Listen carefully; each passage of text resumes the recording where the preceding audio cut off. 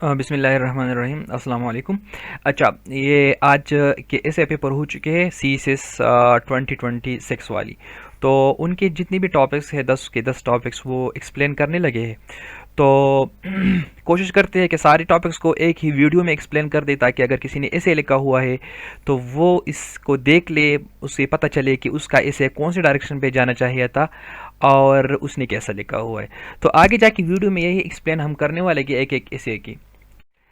Video शुरू करने से पहले मैं आपको सी से ऐसे 2026 की जो ऐसे थी उसके लिए जो वीडियो हम बना रहे उसकी मैं चंद आपको इंस्ट्रक्शन पहले बता दूं कि ये वीडियो जो हम बना रहे हैं इसमें जितनी भी आर्गूमेंट्स मैं बता रहा हूँ आपको, ज़रूरी नहीं है कि किसी स्टूडेंट ने वही के आर्गूमेंट अगर लिखे तो वो पास होगा और वही के आर्गूमेंट अगर नहीं लिखे तो वो फेल होगा। इम्पॉर्टेंट चीज़ आपके इंग्लिश ऐसे में वो आपका लैंग्वेज देखा जाता है कि आपका लैंग्वेज जो है ना वो कैसा है, वो बहुत इंपॉर्टेंट होती है। और आपके लैंग्वेज में अगर फ्लाज नहीं है और आपके आर्गूमेंट्स जो होते हैं वो वीक है तो डेफिनेटली आपके इसे पास हो जाएगी। लेकिन ये चीज़ बहुत इम्पॉर्टेंट है कि आपका ऐसे जो होता है वही ऐसे आपका एक सही डायरेक्शन लेके जाए और आपने जो रिक्वायर्ड चीज़ होती है वो आपने लिखा हुआ होता है। रिलेवेंसी बहुत मैटर करती है। अगर रिलेवेंसी में आपके आर्गूमेंट्स वीक है तो डेफिनेटली और लैंग्वेज में फ्लाज नहीं है तो आपका ऐसे फिर भी पास हो जाएगा। तो आगे जाके देख लेते हैं जनाब, इसे इसको जितनी भी इसे से उसको रिकॉर्ड कर लेते हैं, बता देते हैं कि कितने स्टूडेंट्स ने कौन से वाला ऐसे किया, कितने परसेंटेज स्टूडेंट ने किया हुआ है। आईसीएस की जितने भी स्टूडेंट्स हैं उनको मैंने एनालाइज किया हुआ है कि जनाब कितनी स्टूडेंट्स ने कौन सा ऐसे लिखा हुआ है। और हमारे जो मॉक एग्ज़ाम्स थे उनमें से भी हमने पहले 4 टॉपिक्स ऐसे थे कि प्रीवियसली हमने मॉक एग्ज़ाम में वो दिए थे और बच्चों ने वो लिखी थी। तो इसको भी डिस्कस कर लेते हैं साथ साथ। जनाब आगे जाके पहले वाले टॉपिक को देख लेते हैं। पहले वाले टॉपिक में वो पूछते हैं कि जी यूथ बल्ज है ये डेमोग्राफिक डिविडेंड है या डेमोग्राफिक बम है। ठीक है, मतलब इसे का सिंपल है, मतलब ये है जो आपका यूथ बल्ज है वो आपको डेमोग्राफिक डिविडेंड है। आपके इकोनॉमिक डेमोग्राफिक डिविडेंड का मतलब होता है जो आपका यूथ होता है वो आपकी इकोनॉमी में शेयर दे सकता है या नहीं दे सकता, उसके बारे में आप बता दी। या वो शेयर दे सकता है कि नहीं, वो आपके लिए खतरे के बायस बन सकती है। तो वो आर्गुमेंटेटिवली आपसे पूछते कि आपने एक आर्गुमेंट क्रिएट कर लिया, एक स्टांस ले ली और उस स्टांस पे लेके कि यूथ बल्ज है ये आपके लिए फ़ायदा दे सकती है कि आपके लिए बम हो सकती है। तो जनाब इसे में सबसे पहले आपने इंट्रोडक्शन लिखना होता है, फिर आप यूथ बल्ज के बारे में थोड़ा सा एक ओवरव्यू दी थी जनाब कि यूथ बल्ज जो है ना ये होती क्या है। यूथ बल्ज जो होती है आपकी ऑलमोस्ट 15 से लेते हुए आपके 35 एज 40 एज तक जितनी भी आपके एज के पॉपुलेशन है उस पॉपुलेशन को हम यूथ कहते हैं। और इसमें अगर आप ओवरव्यू दे रहे हो तो आपने ब्रिटिश कौंसिल का आपने बताना है उसका। पाकिस्तान के फ़र्ज़ करें आप एग्जांपल दे रहे हो तो ब्रिटिश कौंसिल कह रहा है कि पाकिस्तान में 64% पॉपुलेशन जो है ना वो 32 ईयर एज से कम है।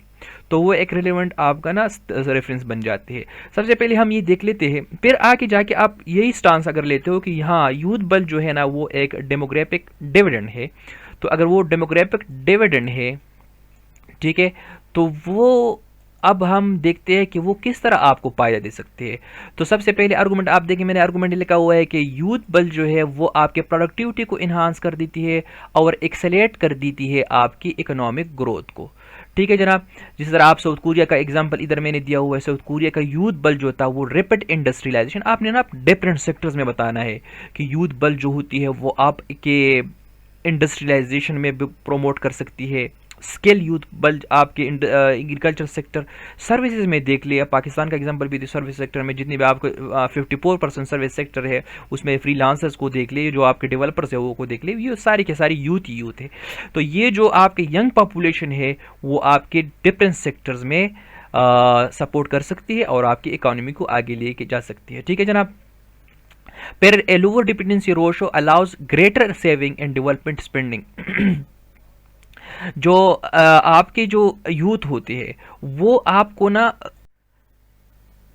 तो जनाब ये जो आपका यूथ बल जो होता है ये जो आपके पॉपुलेशन में मेजॉरिटी रेशो यूथ की होती है वो आपके सेविंग और आपके डेवलपमेंट में बहुत ज़्यादा सपोर्ट करती है उस रेशो में। वो कैसे? फ़र्ज़ करिए आपका यूथ अगर मतलब अगर प्रोडक्टिव हो गया और यूथ आप सही इस्तेमाल कर ले तो आपके कास्ट नहीं आते हेल्प पे, आपके लेबर जो होती है वो ज़्यादा प्रोडक्टिव होती है हेल्प पे, आपने एजुकेशन आपने हेल्थ सेक्टर पे स्पेंडिंग नहीं करनी होती है और वही आपको फ़ायदा दे सकती है। जिस तरह आप यूरेशियन को ईस्ट एशियन कंट्रीज़ को देख ले, चाइनीज़ वगैरह जो आपको साउथ कोरियन ये वाले कंट्रीज़ जो आप देख सकते हो, ये 60 से जो आप 90 तक जितनी भी उन्होंने इकोनॉमिक डेवलपमेंट की हुई है और प्रोग्रेस ली प्रॉस्पेरिटी ली हुई है, वो मोस्टली यूथ ही की वजह से ली हुई है। ठीक है, इसके बाद जनाब ये जो आपका यूथ है वो क्या ड्राइव करता है? इनोवेशन, एंटरप्रेन्योरशिप और इस तरह टेक्नोलॉजिकल एडवांसमेंट। इसमें आप ये देख सकते हो कि ना पाकिस्तान का मैंने पहले ही बता दिया, ये यूएनडीपी का भी रिपोर्ट है और ब्रिटिश काउंसिल का भी रिपोर्ट है। ब्रिटिश काउंसिल का 32 है और यूएनडीपी ये कहता है कि पाकिस्तान के जनाब 30 है। ठीक है, 30 अरब एज से 64% पॉपुलेशन है। अब यहाँ पे आप ये आगे जाके इसको अगर एक्सपेंड करते हो तो आप फ्रीलांसिंग के बारे में बता रहे हो कि फ्रीलांसर जो है ना पाकिस्तान के जो सर्विस डेवलपर्स जो है ये जो सर्विसेज एक्सपोर्ट करते हैं आपकी मेजॉरिटी, तो 54% आपका सर्विसेज सेक्टर में शेयर कौन कर देते हैं? यही यूथ कर देती है। ठीक है, इसके साथ साथ आप इकोनॉमी के साथ एक ये भी लगा सकते हो कि पोलिटिकल अवेयर जो यूथ होते हैं, जवान लोग होते हैं, वो डेमोक्रेसी को स्ट्रेंथन कर सकते हैं, सोशल रिफॉर्म भी ले सकते हैं। ये आप एक्स्ट्रा में सेकंड पे भी लिख सकते हो। ठीक है, आप अरब स्प्रिंग का मिसाल दे रहे, आपने सारे के सारे एग्जांपल वो जनरल पूछा है यूथ के बारे में, आपने सारे के सारे एग्जांपल पाकिस्तान ही के नहीं देने होते, आपने आगे जाके अक्रॉस द ग्लोब आपने एग्जांपल देने होते हैं। आप अरब स्प्रिंग को देख ले, आप जेंजी को देख ले नेपाल में रिसेंटली, तो ये सारे के सारे यूथ ही थी जिन्होंने रिफॉर्म्स लेके पॉलिटिकल, आप देख ले जो बांग्लादेश में, तो ये सारे के सारे यूथ जो है ना आपके फ़ायदे में आई है और डेमोक्रेसी को भी स्ट्रेंथन किया हुआ है। ठीक है जनाब, और ये इसे मतलब आपने लिखना होता है आगे जाके, मतलब इसको आप करोगे ना तो आपने 60% इसके इकोनॉमिक बेनिफिट्स लिखने होते हैं। ठीक है, अच्छा फिर सेकंड नंबर पे इस तो जनाब वो पूछ रहे हैं कि लोकल गवर्नमेंट सिस्टम जो है वो पाकिस्तान का the missing link in Pakistan governance structure, वो पाकिस्तान के गवर्नेंस स्ट्रक्चर में एक मिसिंग लिंक है। ठीक है जनाब, अब ऐसे में वो लोकल गवर्नमेंट से सबसे पहले आप इंट्रोडक्शन लिखोगे। ठीक है, इस इंट्रोडक्शन के बाद आउटलाइन में आप लिखोगे कि ये लोकल गवर्नमेंट का ओवरव्यू दोगे कि ये है लोकल गवर्नमेंट क्या, और best form of local government जो है ना वो यूके में है, तो आप उसका ओवरव्यू पैराग्राफ में यूके का एग्जाम्पल भी दे सकते हो। ठीक है, अब यही उसने पूछा है कि पाकिस्तान के कंटेक्स्ट में अगर आप देखें तो ये एक मिसिंग लिंक है गवर्नेंस स्ट्रक्चर में। ठीक है,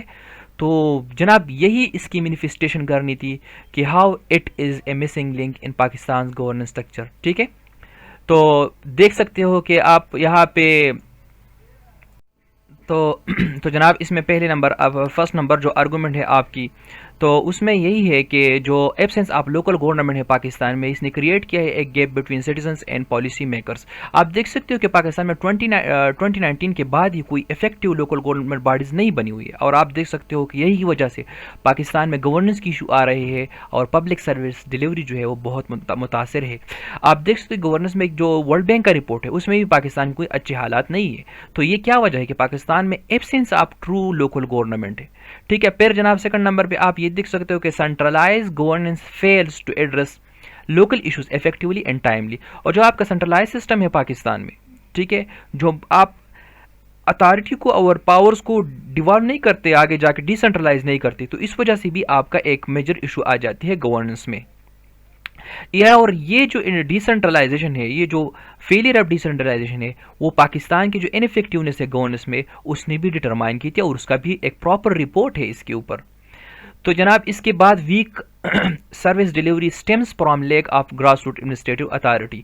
ये आप जब कश्मीर, ये आप देख सकते हो कि जो आपके पब्लिक सर्विस डिलीवरी है कराची में, आप देख लेंगे जो आपका उधर अभी तो खैर लोकल गवर्नमेंट है लेकिन वहाँ पे इफेक्टिव लोकल गवर्नमेंट नहीं है। तो अभी भी रिसेंटली जो आप देख सकते हो गुल प्लाजा में वो अटैक हो, बच्चे के जो खड़े में गिरा था, और ये जो आपकी जितनी भी सब सर्विस डिलीवरी है वो इफेक्टिव नहीं रहती जब तक आपके लोकल गवर्नमेंट ठीक नहीं हो। ठीक है, अच्छा फिर फोर्थ नंबर पे ये देख सकते हैं कि non existence of local bodies handles demographic leadership development.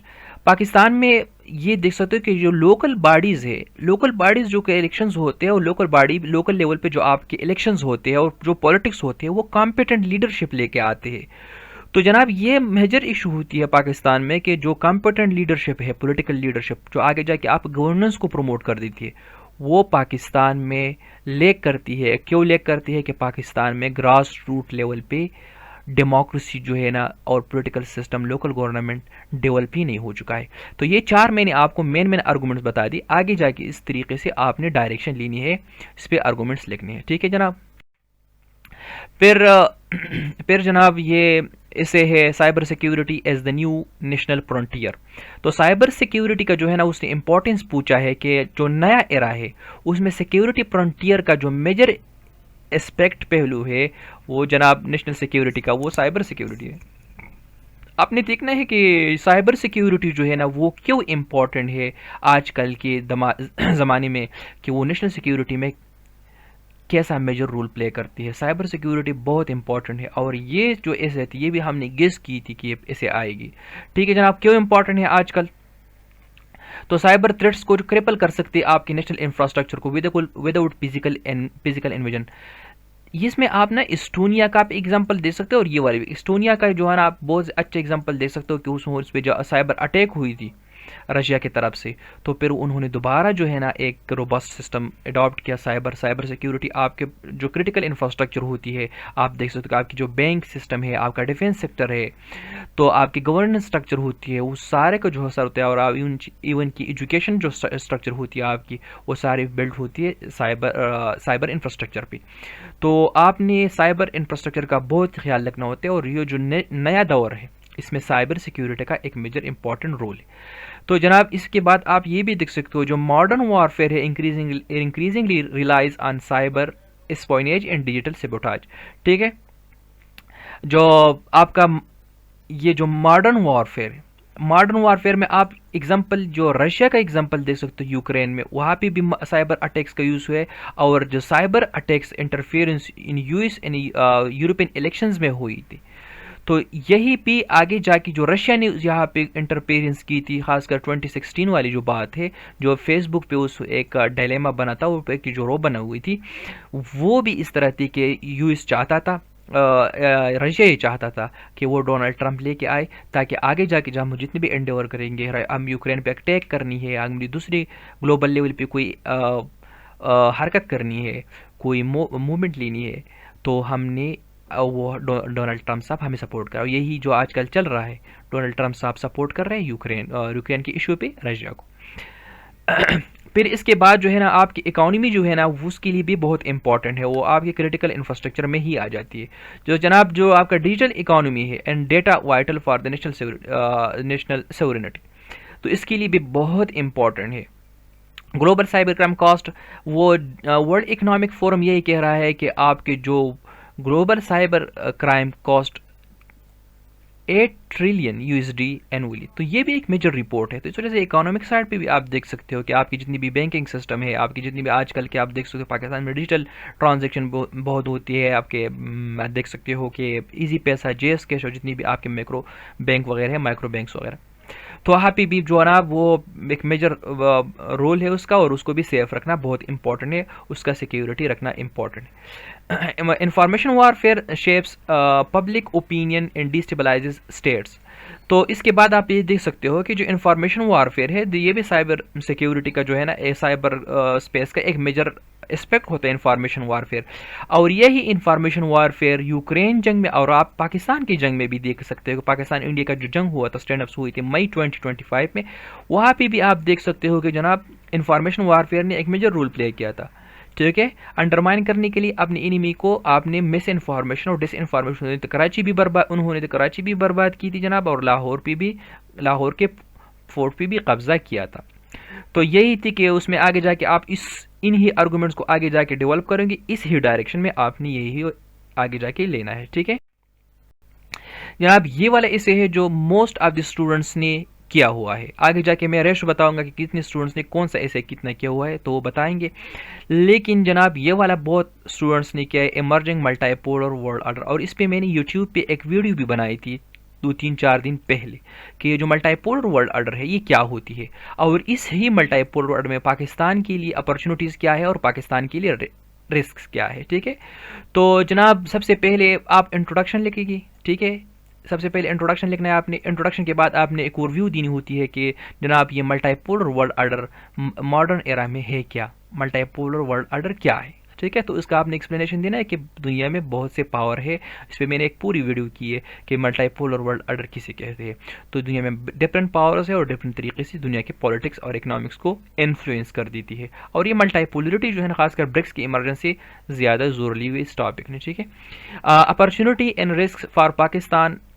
Pakistan के लिए अपॉर्चुनिटी और रिस्क क्या आती है। सबसे पहले अपॉर्चुनिटीज़ को एक्सप्लेन करते हैं कि अपॉर्चुनिटीज़ क्या है पाकिस्तान के लिए। और ये इसे जो थी ना, ये आप एक्सपोजिटरी टाइप इसे, ठीक है, आपने एक्सप्लेन करना है कि अपॉर्चुनिटीज़ क्या है और रिस्क क्या है उसमें। सबसे पहले ये आपने, मैं आपको ये बता दूं कि मेजॉरिटी ऑफ द स्टूडेंट्स ने यही इसे किया हुआ है कि तो अगर आपने आर्गूमेंट्स इससे अलग लिख के हुई है तो कोई इशू नहीं है आपके लिए, ठीक है, वो भी वैलिड है। सबसे पहले पाकिस्तान को अलाउ करता है मल्टीपोलरिटी कि अपने डिप्लोमेटिक और इकोनॉमिक रिलेशंस को डाइवर्सिफाई कर सके। साइमल्टेनियसली पाकिस्तान इंगेज हो सकता है चाइना के साथ, यूएस के साथ, रशिया के साथ और जनाब गल्फ कंट्री के साथ पाकिस्तान इंगेज हो सकता है इसी मल्टीपोलरिटी में। वहाँ से बेनिफिट्स भी ले सकते हैं डिप्लोमेटिक और जनाब इकोनॉमिक, सही है। इसमें आप ये भी देख सकते हो, फिर आप competing powers create greater investment. आप और अगर दुनिया के लेवल पे मल्टीपोलरिटी में पावर्स compete कर रही है तो फिर वो भी आपको फ़ायदा दे देते हैं, वो आपको ज़्यादा चीज़ें ऑफर करते हुए देखते हैं। इसमें पाकिस्तान के लिए क्या अपॉर्चुनिटीज़ है। पाकिस्तान के लिए कोई चाइना क्या कर रहा है कि वो BRI belt and road initiative दुनिया को ऑफर कर रही है, तो पाकिस्तान में CPEC भी बन रहा है। तो पाकिस्तान के लिए एक अपॉर्चुनिटी है मल्टीपोलरिटी की, दुनिया में डिफरेंट पावर्स, मल्टीपल पावर्स है, इन्फ्लुएंशियल पावर्स।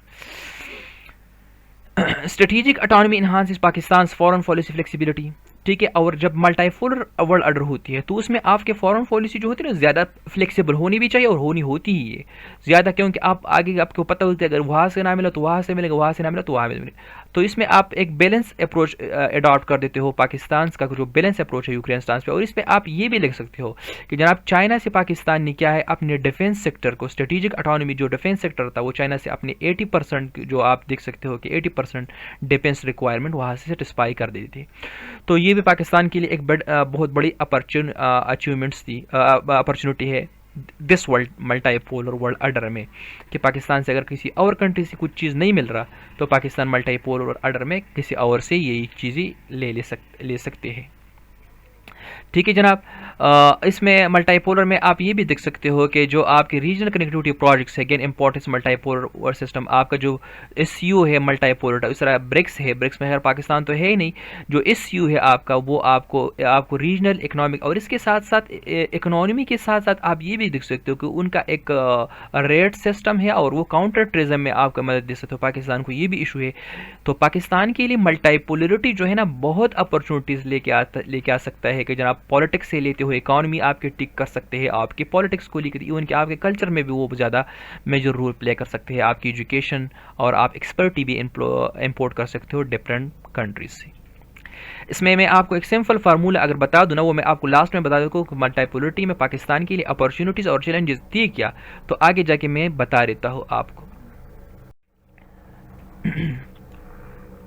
सिंपल अल्फाज में। अच्छा तो जनाब अब रिस्क क्या है या चैलेंजेस आप क्या है पाकिस्तान के लिए। देखो जब मल्टीपोलरिटी होती है ना तो राइवल कंट्रीज होते हैं, राइवलरी आप ग्रेट पावर्स वहाँ पे होती है, तो पाकिस्तान के लिए स्ट्रेटेजिक डिफिकल्टी क्रिएट कर सकते हैं, ठीक है।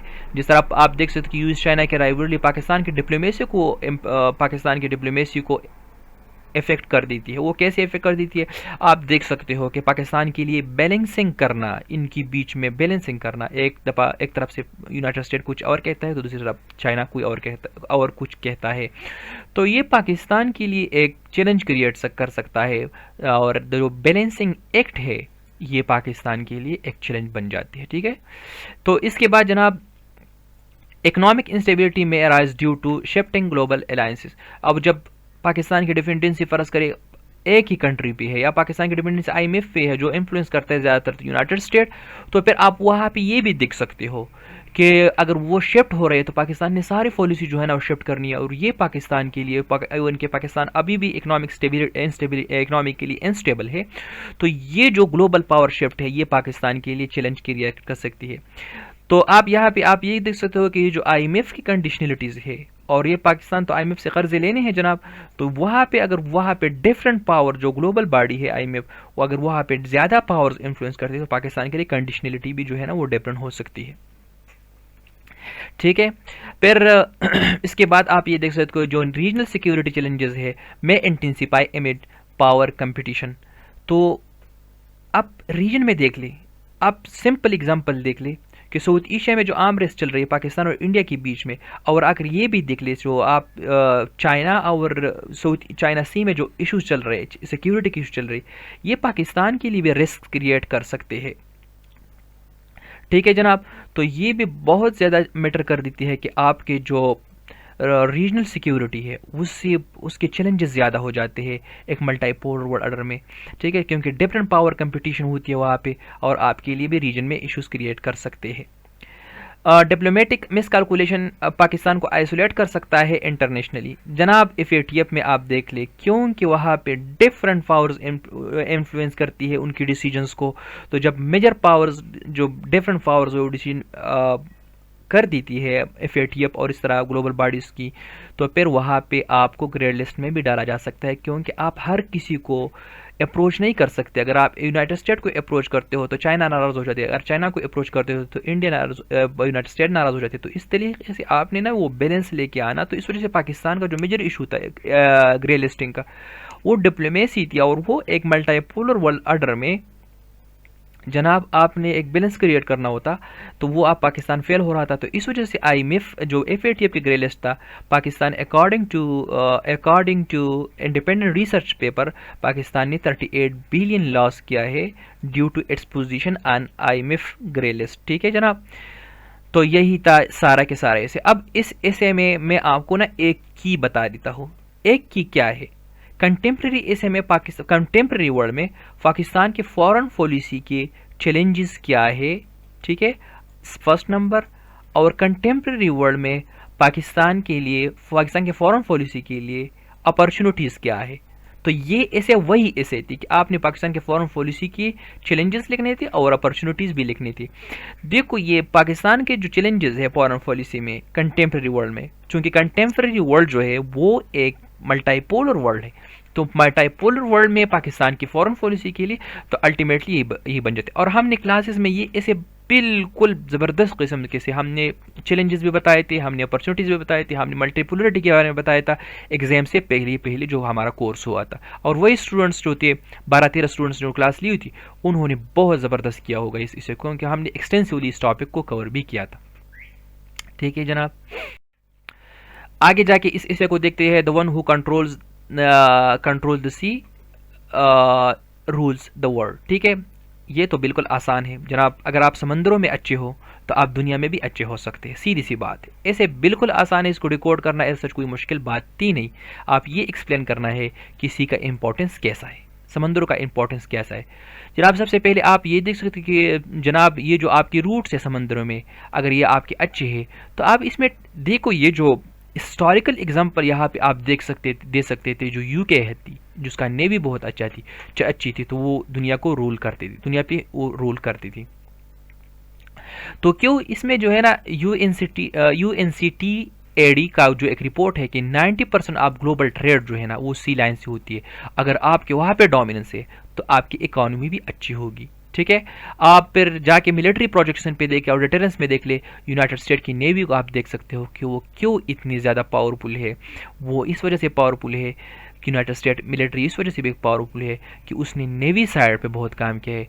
उसके आप जनाब एयरक्राफ्ट कैरियर देख ले, उनका नेवी देख ले, तो वो बहुत स्ट्रांग है। तो इस वजह से वो रूल भी करते हैं दुनिया के ऊपर। ठीक है, तो जनाब ये जो मेरीटाइम डोमिनेंस होती है, फिर ये आपके एनर्जी सप्लाईज पे, एनर्जी सप्लाईज जो है ना वहाँ पे भी आपका एक मेजर, ये जो आप देख सकते हो स्टेट ऑफ हॉर्मुज़ जो है ना वो मेजॉरिटी ऑयल शिपमेंट वहाँ से होती है। तो अगर किसी का फ़र्ज़ करे स्टेट ऑफ हॉर्मुज़ पे कोई इन्फ्लुएंस है तो दुनिया में डोमिनेट कर सकती है और अपनी बात को मनवा सकती है। आप इसमें ईरान का एग्जांपल दे दी। ईरान जो है ना वो चौक पॉइंट पे था, तो अगर उसने कहा अगर यूनाइटेड स्टेट हम पे हमला कर देते हैं तो फर्स्ट काम हम ये करेंगे कि ये वाला एरिया बंद करेंगे, और अगर ये वाला एरिया हमने बंद कर दिया तो दुनिया की सप्लाई जो होगी और जो सप्लाई है आपके ऑयल की तो वो रुक जाएगी। तो आगे जाके जो मतलब जितनी भी स्टेट्स है आपके, अगर उस पर आपके गिरफ्त मजबूत है तो आपकी दुनिया के पॉलिटिक्स और अपने इंटरेस्ट ले सकते हो, जिस तरह ईरान ने किया है। ठीक है जनाब। अच्छा, फिर ये सीज़ जो है ये जो पॉलिटिकल और इकोनॉमिक इन्फ्लुएंस भी कर देती है। इसमें आप ये जो सीज़ है पाकिस्तान का, आप देख सकते हैं कि पाकिस्तान का एक्सेस है वार्म वाटर को, वहाँ पे भी आप देख सकते हो कि जो वार्म वाटर एक्सेस है पाकिस्तान की, ये क्या कर देती है जनाब, ये पाकिस्तान को लेवरेज दे दी है अपनी इस जो पॉलिटिकल जो आपका रीजनल जगह है, रीजनल पोजीशन है, वहाँ पे पाकिस्तान को लेवरेज दे देती है। ठीक है, तो इसमें आप ये भी देख सकते हो कि US rank first in global navy power index, आप ये रैंकिंग दे सकते हो क्योंकि उस रैंकिंग से आगे जाके ये प्रूव करोगे कि पाकिस्तान की द यूनाइटेड स्टेट जो है वो कैसा जो पॉलिटिकली और इकोनॉमिकली इन्फ्लुएंशियल कंट्री है। ठीक है। अच्छा, ये 6 नंबर टॉपिक है, there is nothing so likely to produce peace as to be well prepared for to meet in enemy. ऐसे का क्या मतलब है? डिटरेंस क्रिएट कर ली, अपने आप को तैयार कर ली तो आप अमन में होंगे। अगर आप अपने आप को तैयार नहीं करते जनाब तो डेफिनेटली आप अमन में नहीं रह सकती।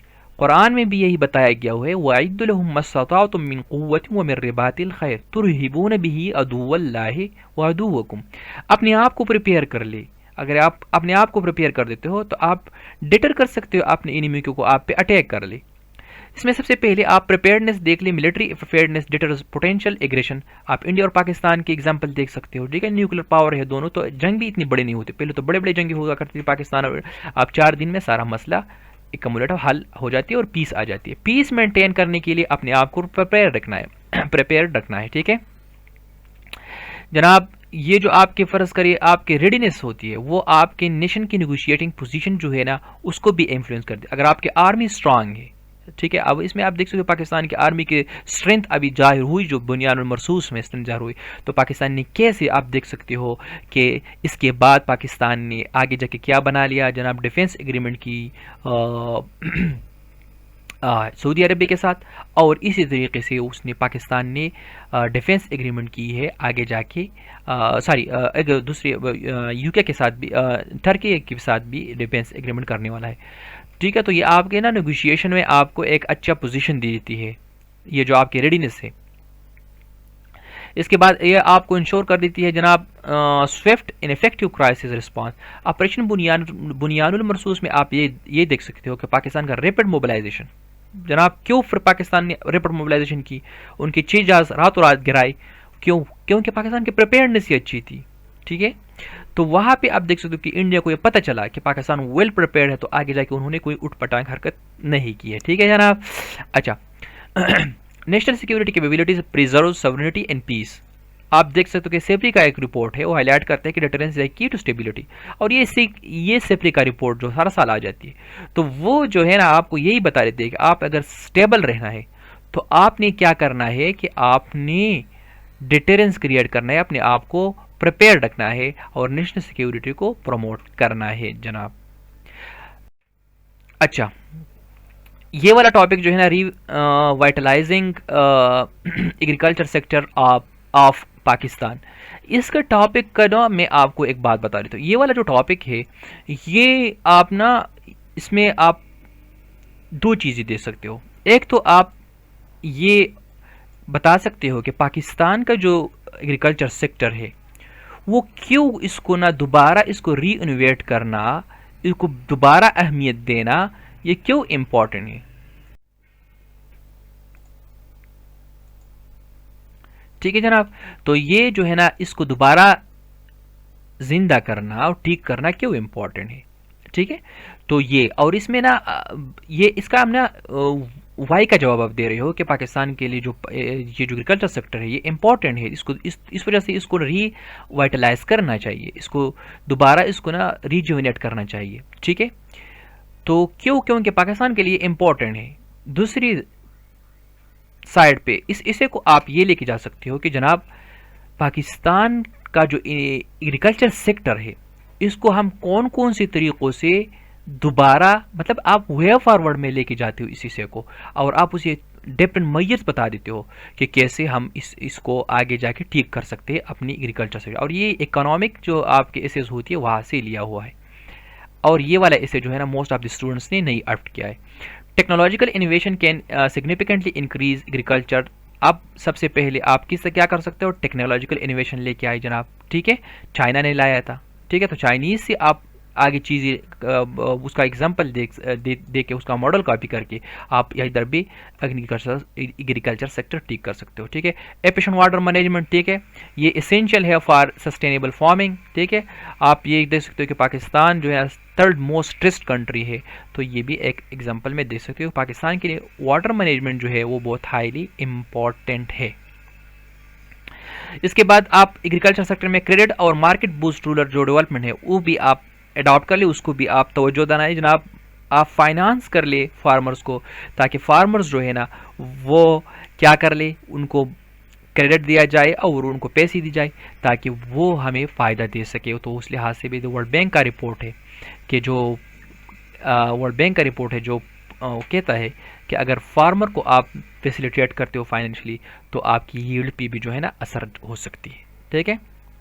इसके बाद जनाब क्लाइमेट रिजिलियंट प्रैक्टिसेस जो है ना वो बहुत इंपॉर्टेंट है टू प्रोटेक्ट फूड सिक्योरिटी। आप पाकिस्तान में ही जो है ना फूड के मसले आए हैं 2022 के फ्लड्स के बाद, ठीक है, तो इस वजह से भी ये बहुत इंपॉर्टेंट है। तो आगे जाके इसे कि आपने इसी तरीके से आर्गूमेंट्स बना। अच्छा, इसके बाद countering the global manage of beggary, growing manage of beggary, ये जो ये काउंटर करना है क्या, ये जो मनेस ऑफ बेगरी है, ये इशू जो है, ये लानत जो है बेगरी का, गदागरी का, ये को मैनेज करना बहुत इंपॉर्टेंट है। क्यों इंपॉर्टेंट है जनाब, why it is important, organize beggary network exploit vulnerable population. सबसे पहले ये जो आपकी वल्नरेबल पॉपुलेशन है ये एक्सप्लॉयट कर देती है ऑर्गेनाइज नेटवर्क। इंडिया में बहुत ज़्यादा है ये चीज़, ठीक है, कि वहाँ पे गैंग्स होते हैं, वो क्या हो जाते हैं, वो जनाब आगे जाके लोगों को रिक्रूट करते हैं और उनसे फिर ये खैरात सदक़ात मांगते हैं, तो ये एक ऑर्गेनाइजेशन है, ठीक है। फिर बिगरी को इस वजह से भी काउंटर करनी चाहिए कि promotes economic dependency and discourage productivity. ये हमेशा के लिए क्या किया जा सकता है कि ये आपकी इकोनॉमिक डिपेंडेंसी लेके आती है और आपके प्रोडक्टिविटी कम करती है। लोगों में जब बिगरी की स्ट्रेंड्स हो तो वो काम नहीं करते, वो प्रोडक्टिव नहीं होते, ठीक है। तो ILO जो है ना ILO इंटरनेशनल लेबर ऑर्गेनाइजेशन ने पॉवर्टी को लिंक किया हुआ है किसके साथ, जनाब बेगरी के साथ, ठीक है, डिपेंडेंसी के साथ।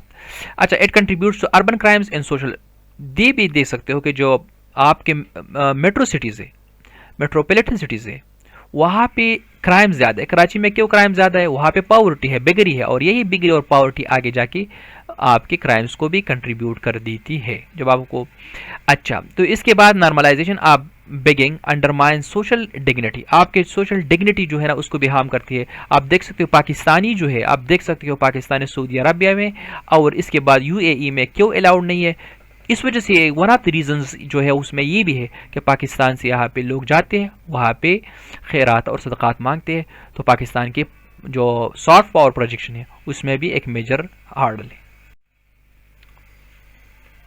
ठीक है जनाब।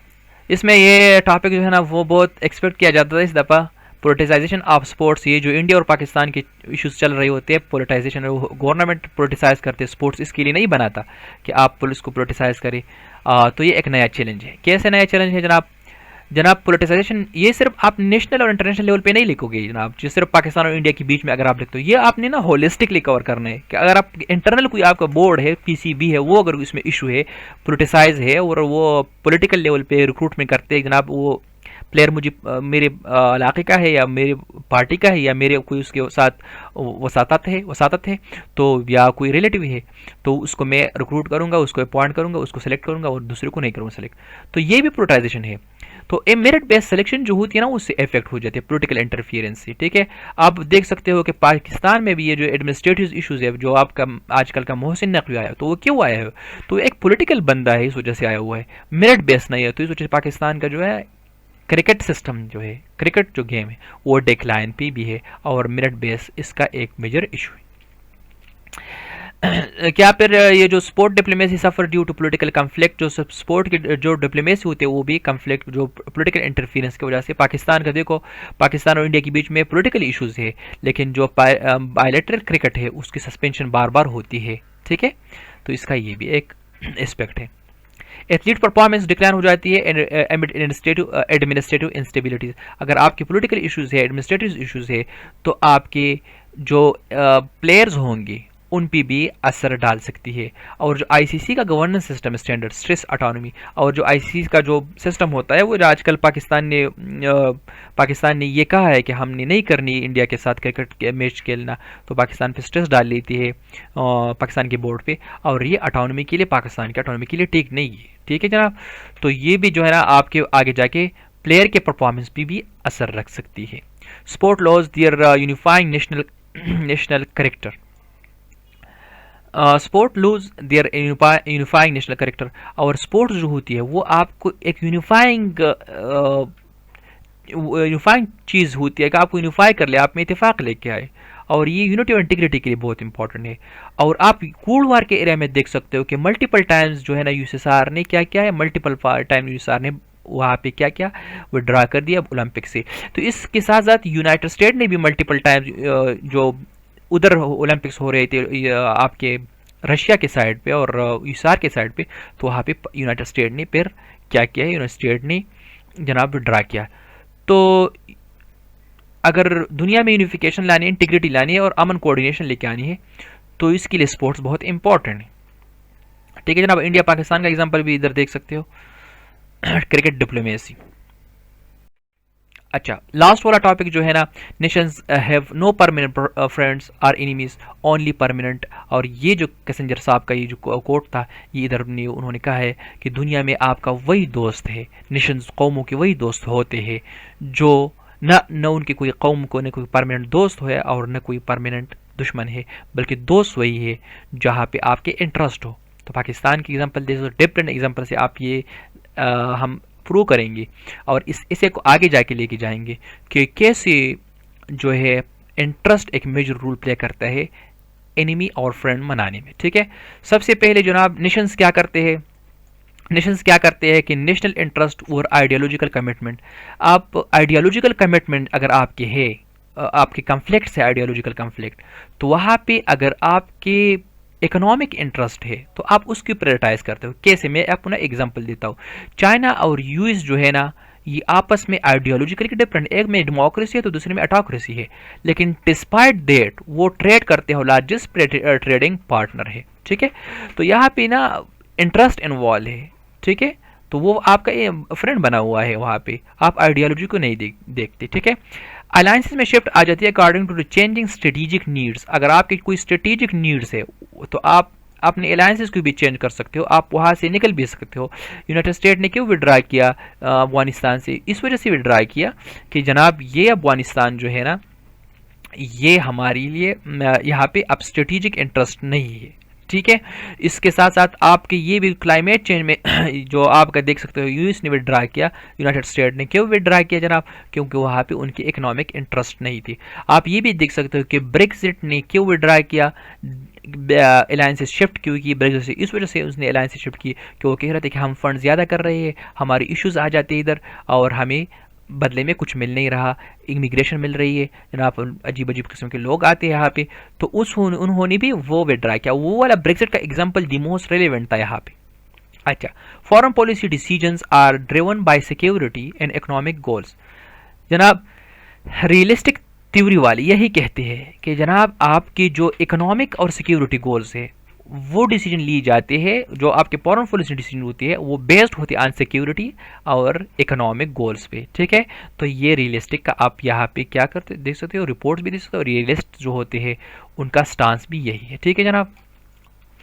आईआर वालों को इनको ज़्यादा पता होगी कि रियलिस्ट जो है ना, रियलिज्म जो फॉलो करते हैं वो कैसे सिक्योरिटी और इकोनॉमिक गोल्स को प्रायोरिटाइज करते हैं और फॉरेन पॉलिसी डिसीजन मेकिंग, ठीक है, process. International relation are governed by realism not emotions. Pakistan और यूनाइटेड स्टेट की जो फ्लक्चुएशंस, जो रिलेशन में जो फ्लक्चुएशंस आ रही है, यही फ्लक्चुएशन से क्या आपको जाहिर हो रहा है कि अगर यूनाइटेड स्टेट का कोई इंटरेस्ट है या पाकिस्तान का कोई इंटरेस्ट है, उस ही से दोनों इकट्ठी भी हो जाते हैं और कभी कभार दूर भी हो जाते हैं। तो यही फ्लक्चुएशन जो थी, यही फ्लक्चुएशन जो है पाकिस्तान और द यूनाइटेड स्टेट के बीच में, ये इमोशन नहीं लेके आती, ये इन दोनों का नीड है। तो आगे जाके इस इसे को आप यही से आर्गूमेंट से आगे जाके लेके जाओगे, ठीक है। तो ये जनाब हमारे सारे इसेज यहाँ पे डिकोड हो गए। तो जनाब आप लोगों ने, मैंने पे दोबारा एक बार फिर दोहरा लूँ कि जनाब ये इसेज मैंने डिकोड कर दी। अगर आप इन्हीं आर्गूमेंट में, इन्हीं डायरेक्शंस में इसे लेके गए हो तो आपका इसे ठीक है। अगरचे आपने आर्गूमेंट्स कोई और लिखे है, वीक है या स्ट्रांग है कोई अलग बात है, लेकिन डायरेक्शन यही है, तो इंशाल्लाह आपका इसे पास हो जाएगा। और मैटर करते हैं आपका लैंग्वेज को, उनमें फ्लास है या नहीं, ठीक है। तो हमारे चैनल को भी सब्सक्राइब कर ले, ICS ऑफिशियल यूट्यूब चैनल को। और इंशाल्लाह हम कोशिश करते हैं कि जितनी भी करंट अफेयर्स के ऐसे टॉपिक्स है जो ग्लोबल लेवल पे, और हम तैयारी करने वाले हैं PMS के लिए, 2026 के PMS के लिए, और जनाब CSS 2027 के लिए नए बैचेस अनाउंस कर रहे हैं।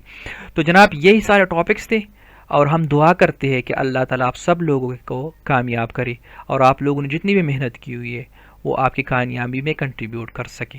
आमीन सुम्मा आमीन। अल्लाह हाफिज़।